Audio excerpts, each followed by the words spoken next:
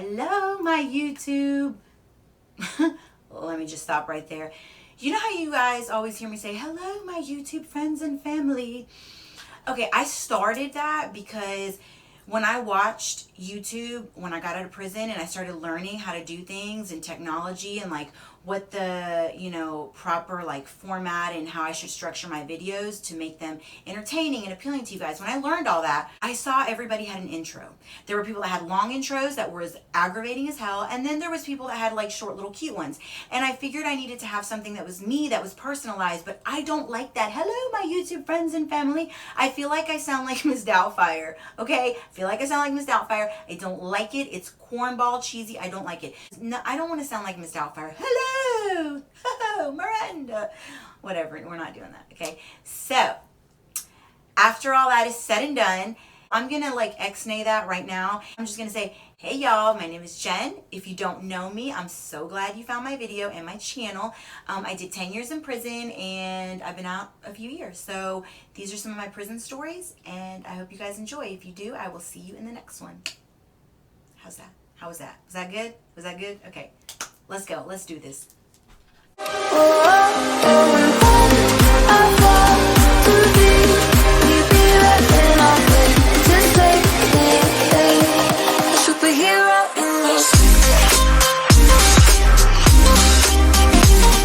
So during your prison sentence, whether you're a good inmate, a troubled inmate, whatever the case may be, there's going to probably come a time when you need to hide some contraband.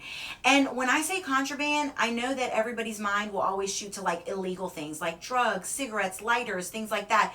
But you guys, literally, contraband can be something as simple as a ponytail holder, okay? A ponytail holder for a girl to tie your hair back with. A regular ponytail holder is like this, okay? It looks like this, right? This is a regular ponytail holder, kind of thick, good quality, good elasticity. But the prison ones, they're half this size. They're absolute garbage. They have that little metal clasp from, the little metal clasp that holds it together that is like eons old. And the second you have thick hair or like a lot of hair, you're trying to do something where you want it tight and you pull it a little too hard, it's gonna snap. So, and they're also like 55 cents for like one, I don't remember how much they are, but it's stupid, ridiculous expensive. So this ponytail holder right here can go for $2 or $3. Like this, and if you get a couple of them from visitation or from an officer or something, this right here needs to be hidden because they will take it, especially if it's on your wrist. If you're walking around with it on your wrist, like how girls do, like this, they're going to take this, okay? Second they see it, they're going to take it because they know it's not the prison one, and you're also not allowed to have it on your wrist. By the way, it's a rule. So I say all that to say this. There might come a point when you need to hide a ponytail holder, a chapstick because your lips are chapped and their chapstick sucks.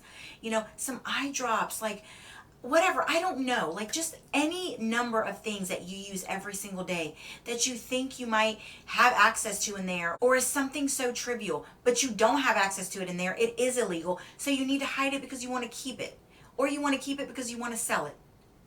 Whatever your story is, there's probably going to come a point in time when you need to hide something. And when that time comes, these are the places that most inmates in a Florida State female prison will hide their illegal goodies. Okay, let's go.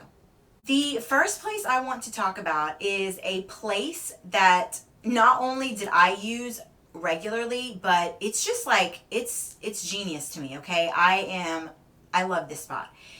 And it is inside a pad, okay? But hold on, I'm gonna show you guys how inside of a pad it works. Now let me say this, okay? These pads that I just like got out of the bathroom, this is like TMI, but anyways, they're not the same kind of pads that are in prison, okay? The prison pads, they're not thin like this, and so this is not really going to be the greatest example, but just so you guys can get like a general idea, I'm going to show you guys. So I have like this right here, it's just like a little Aquaphor, chap lip thing, and it's not sold in prison, it wouldn't be allowed, but anyway, so you only open the pad like halfway, right? You make sure that little sticky flap is still there. Then, God, I did not do this off camera first, so I really pray to God that these are somewhat like prison pads. Okay, then you open the top right here, okay? Hold on, my eyebrow's itching. Okay, you open the top, so it looks like that, okay? Got the top open, see? Bam, okay? Now, guys, to be real, like drugs or contraband, it wouldn't necessarily be this big, but I got something that was big so that you guys could kind of like get an idea of how this works. And also, I just want to repeat that the prison pads are much, much bigger. Okay. Now, also, people will wear the pad throughout the day. Okay. So, it's in there. See? It's in there. You guys see it's in there? Okay. Then you would take this, just give it a little close. Got it closed, right? Put it back in. Okay. Oh my good heavens. Yeah, these pads are not nearly as, but okay. Oh well. Then you take this. You're going to give the flap a little close. Oh man, because these pads are not as big, you guys, so it's not like as great. But anyways, yes, you can see it, but trust and believe when I tell y'all that prison pads are like this fat for one. They're like the cheap ones that, you know, they're the cheapest of the cheap, okay? But in theory, just to give you guys an idea, in theory, that's what you would do, right? And then you'd grab the other ones and you just like, where's that little thing?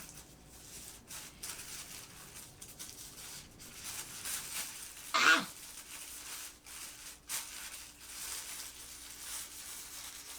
You'd stick it in between, and then you just put all your pads back in the little bag, okay? I know this looks like dookie water, or dog water as my son says, but listen, I promise you guys, with those big fat pads that are this thick for one, when you put them all in there and they're all smashed in there like this, all the officers do is just like flip through them like this, just to see if there's anything in between them. So this works. It works really well, and maybe I'll get like another pad and try to show you guys in like another video or a TikTok that I'll upload to the shorts on here. I don't know, but it works great. So you take the pad, you rip it open just a little bit in the flap, put whatever in there because there's a whole bunch of cotton in there. You know, these are like fancy wancy pads that have like the leak proof technology that absorbs everything, but the prison pads are not. It's just a whole shit ton of cotton. So you just shove it in the cotton, push it back together, and then you seal it back up and you shove it in the pad bag, which is also like this. It's huge. It's like a shoebox, okay? You shove it in there, you put it in one of the bottom ones, and they never find anything. You can even go throughout the day like wearing the pad. I've even seen people like put a little bit of juice on the pad that's like red to make it look like it's like really you bleeding. And then that way you can put it on, and then, I mean, come on, what officer is really going to want to play around in that situation? Nobody. They're going to see like a dirty pad and be like, huh, all right, keep it moving if you do get strip searched or something, right? So yeah, the pad is a great place, and I hid many things in there, and yeah, we're just gonna leave it at that. But the pad. Okay, so next up is your mattress, right? Your mattress is a really good hiding spot because the mattresses, to be honest with you, they're kind of like a big pad. It's like a big, huge pad. Now, the newer mattresses, because they were trying to either, I don't know, get a kickback, cut down on budget, or maybe it was for contraband. I don't know. But they did start to get new mattresses, but it doesn't mean that the old mattresses weren't still around and the old pillows weren't still around, right? So the old mattresses were like a big, huge plastic case, like a big shell casing. And the inside was just like all this nasty, raunchy, it wasn't even foam. It was like compact shit. Okay. I don't know what it was, but it was compact. It was bad. So you take that mattress and you take apart one of the little stitchings. With a blade from your razor, you would cut one of the little stitchings, maybe just like about an inch or two, as big as you need it, okay? And you would dig in there and you throw your cigarette packs or your drugs or your ponytail holders, whatever. If you're putting something in a mattress, it's likely it's something serious like drugs or, you know, cigarettes or something like that. I don't think anyone's opening their mattress for ponytail holders or makeup, but you know, never say never. So anyhow, what happens is they open their mattress, they dig through all the stuffing, and then they shove their carton of cigarettes or their drugs way deep down in there. They take out like only what they'll need for a little bit because, believe it or not, drug dealers in prison don't want to walk around real dirty. And dirty means like with a bunch of drugs on them, you know, because you are liable to get pulled over and searched, strip searched, full body cavity searched, anything at any given time for any given reason, and sometimes for no reason. So you do not want to walk around with a whole bunch of drugs or contraband on you. So really, you just get out what you need. And then once that's done, you will either yourself or pay somebody to go ahead and stitch your mattress back up with an illegal needle and some thread that was pulled from clothing. Okay, they'll pull, thread out from a uniform or something, and they will sew it back up. And then you'll make your bed, and boom, now you're sleeping on your illegal drugs or contraband or whatever. Because officers really aren't going to do that much work unless they have to. You know what I'm saying? They're overworked, underpaid, and a lot of them are really lazy. No offense to any officers out there. I understand why you're lazy, because I get it. But the bottom line is, if they don't have to do it, or they're not like super higher up in the chain, they're probably not going to. So to take your bed apart, take your mattress apart, go through dirty, nasty, grungy stuffing, a lot of officers are not going to do it. Okay, they're not. So your stuff is pretty safe in there. But anyways, moving right along, to piggyback off of that, your pillow is the same exact situation. It's just a prison pillow. It's the same casing, the same plastic shell, the same stuffing. You take it apart, you put your stuff in there, now you're sleeping on it. Only difference between the pillow and the mattress is you kind of would want to go more for the mattress, just because it's so much more work, and the pillow's easier. So like, it's more likely that they will search the pillow before the mattress. So the mattress is a little more safe, but the pillow works just as well if your contraband is small. Okay. Next is your shoe, your tennis shoe. Now, your tennis shoe is a place that, you think would be like really common, and people would really think of this, but it's actually very interesting where they put it in the shoe. Okay. And I'm going to show you guys. Winner, chicken dinner. Okay. We got one, guys. Okay. So on the Reeboks, right, it's like this, right? So you guys see how you can like stick your finger through there? Okay, see it? Right. That's how the Reebok is. So what you would do is, the Reebok tag is actually a lot bigger and a lot fatter.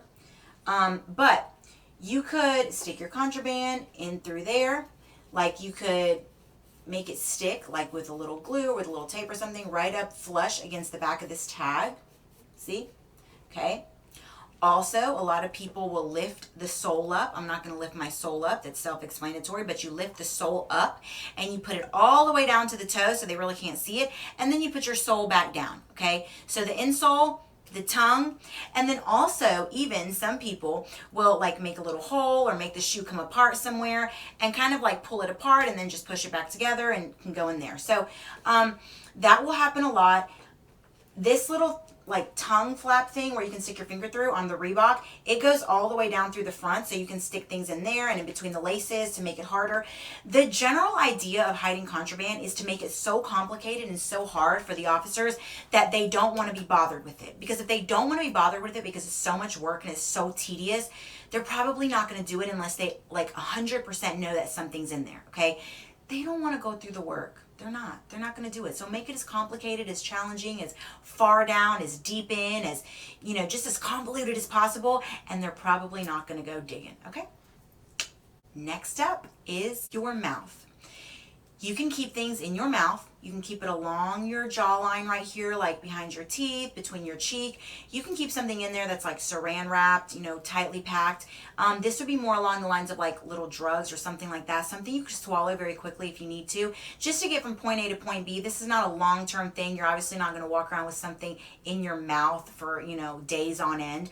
But just to transport from point A to point B, your mouth can be used, and it's pretty good means. Because if an officer stops and searches you, they're likely going to search your person, your body, your property, whatever you've got going on. But your mouth, that's more like a strip search situation, and it's just not as common. So from point A to point B, your mouth, pretty good vehicle.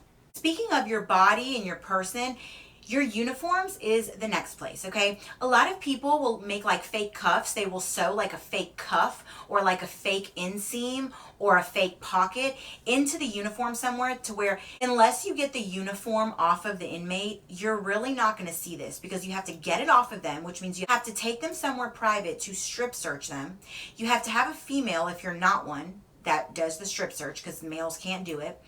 And then you have to get their clothes off and flip it inside out and kind of dig and pull and tug. And you know what I'm saying? It's just not very likely. So for example, like you will have your pants, your uniform pants, and they will have a fake cuff. They will have a fake cuff that's like tacked on the sides or like in 2 or 3 places, but you can still reach up under there without having to take the seam apart, without having to take this cuff apart.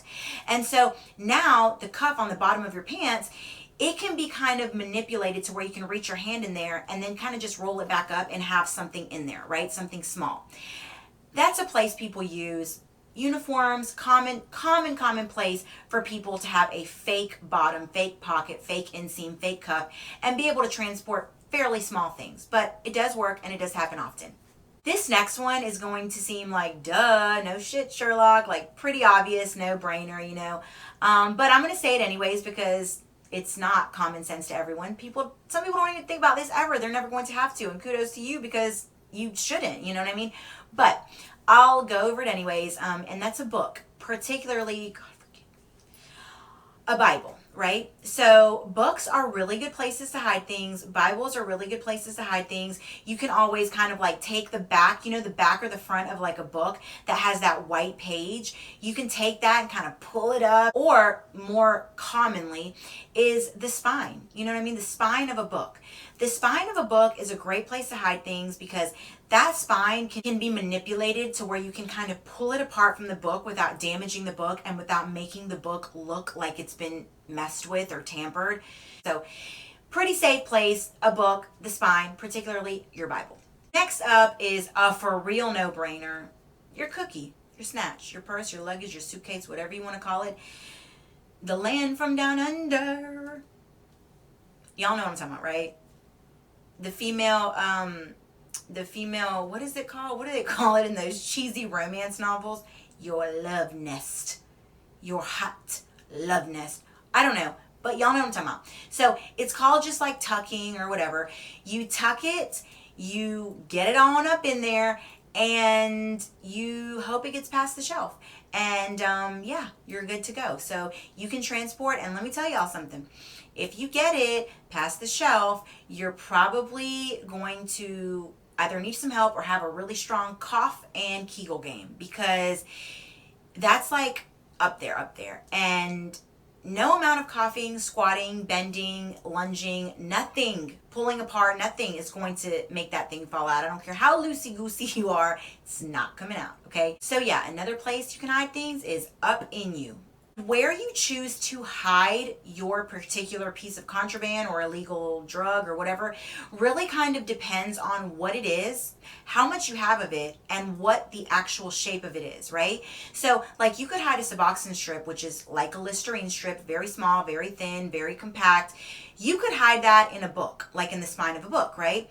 But when it comes to something bigger, like a pack of cigarettes or tobacco or anything like that, a lighter, you might want to go for like your mattress, you know, because now this is big, this is bulky, it can be felt through anything, and you can't hide it in your shoe or in your mouth, you know what I mean? Like, so basically where you choose to hide really depends on those things, because you have to make a judgment call at that moment and use wisdom as to where the safest place is. Even though you might be hiding a ponytail holder, you know, in your cookie, and a needle in your shoe, and drugs, you know, in your Bible, and cigarette packs and lighters in your mattress, it doesn't really matter. These are all utilized, and they're all utilized pretty equally. They all work very effectively. Now, last but certainly not least, and I saved this one for last because it is probably the most utilized hiding spot. Okay, this is probably the safest, most effective way to hide some serious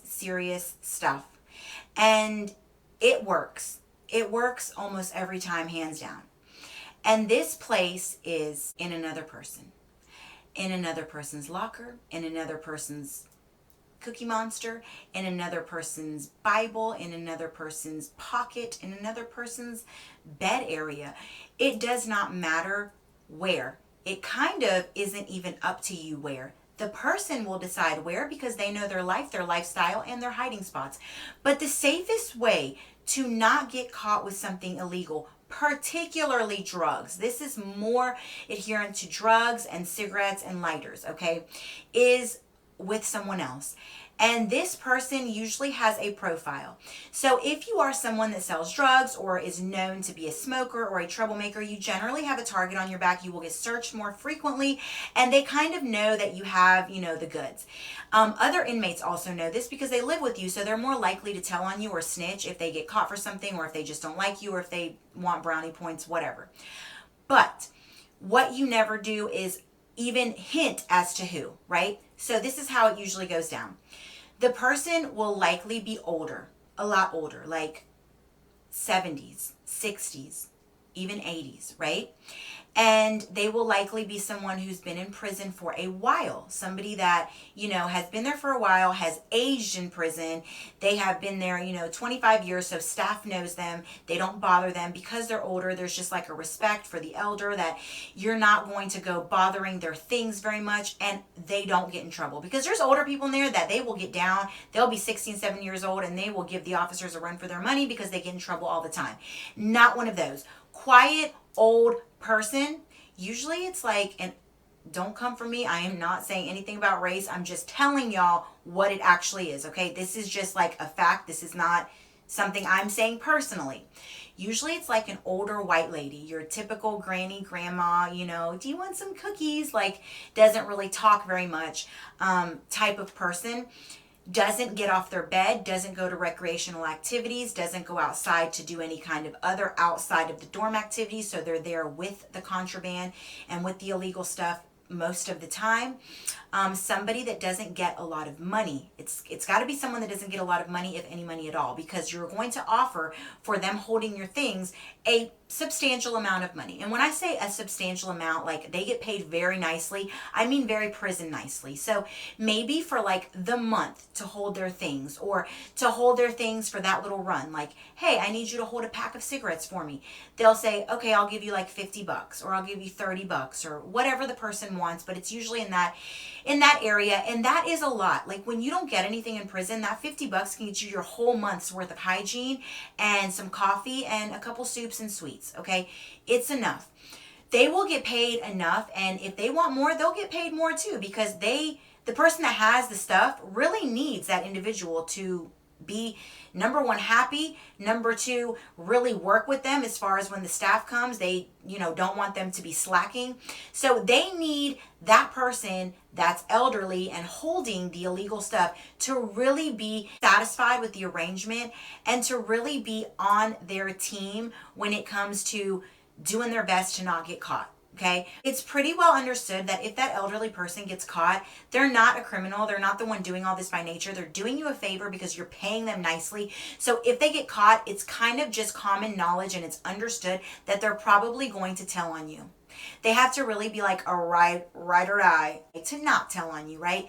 So you really want them to do their best. They've got to be like on their P's and Q's, and they got to be on your team, and they got to be satisfied so that both of you don't go down. So you're going to pay them nicely. You are going to also try and look for somebody that doesn't have a lot of friends, acquaintances, really doesn't intermingle too much, because you don't want them to tell any of their, associates or friends what's going on. Also, it's going to be somebody that you really don't talk to. You're not going to talk to them hardly ever. You might even walk by their bed and just whisper 3 of those, and that's it. They'll take your stash to the bathroom. They'll either take 3 of, the cigarettes out, or they will come to the bathroom and squat down in the toilet next to you when nobody's there, and you guys will pass it back and forth between the toilet walls when nobody's in the bathroom, like during lunchtime or during rec time, something like that. It's not somebody that you're ever going to be seen really interacting with, because that's a big part of it. Because it's like, you're a drug dealer, people know that, and all of a sudden you're interacting with this like older lady who talks to nobody, has been down for a long time, and doesn't get in any trouble. Like, that's a little suspicious. It's a little suspect right there. I'm not really sure what's going on, but let's search her. That's what people are going to be thinking, right? So literally, one of the best places is with an elderly person who's been down for a while, doesn't get in trouble, is respected, doesn't talk to anyone or have a lot of friends, and preferably doesn't get money, or at least if they do, it's very little money, so that this arrangement will be a little more enticing. Okay? Let me know if you guys think of any more, if you know of any more yourself, or if I missed any that are like big, huge ones, Like, I think I covered the ones that are pretty in your face, but I'm sure I probably missed a few.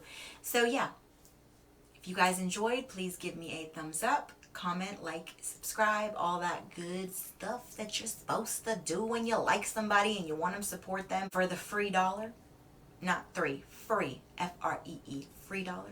Yeah, it costs y'all nothing, but it helps me out a ton. So I'm trying to do like little, short prison story time videos more often so that you guys will have content, because I also like to do them, but I talk so damn much that sometimes they go on for ever and ever and ever and ever and ever. Okay, but yeah, so I will see you guys in the next one. I will have one every week, if not two. If y'all, if your girl puts your girl me, if I put out 2 videos a week, I'm telling you, I'm doing the damn thing, because holy crap, the editing process is grueling. It makes me want to like pull my hair out. I'm serious. It's craziness. One day when I get to like 100,000 subscribers, I'm tongue twisted today. It's ridiculous. When I get to like 100,000 subscribers, oh my God, I'm not even going to edit this part out. I'm not, because I need y'all to see what I have to go through, okay?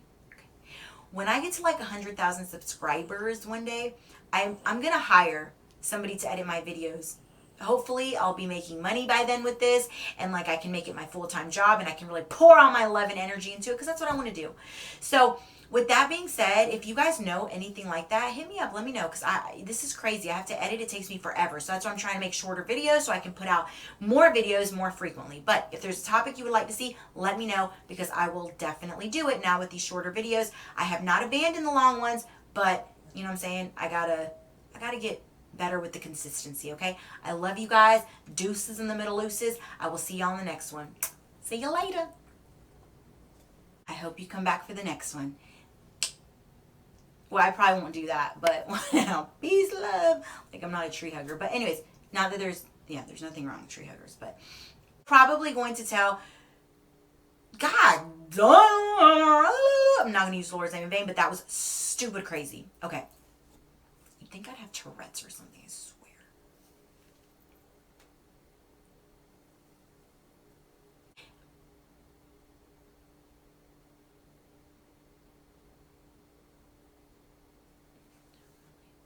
To really be, what's the fucking word? To really be, oh, there it is. To really be, unless you get the uniform, don't start. Do not start. It's too early. Take them somewhere private to strip search. Bat to bat, really? You talk about that because there goes Miss Doubtfire again.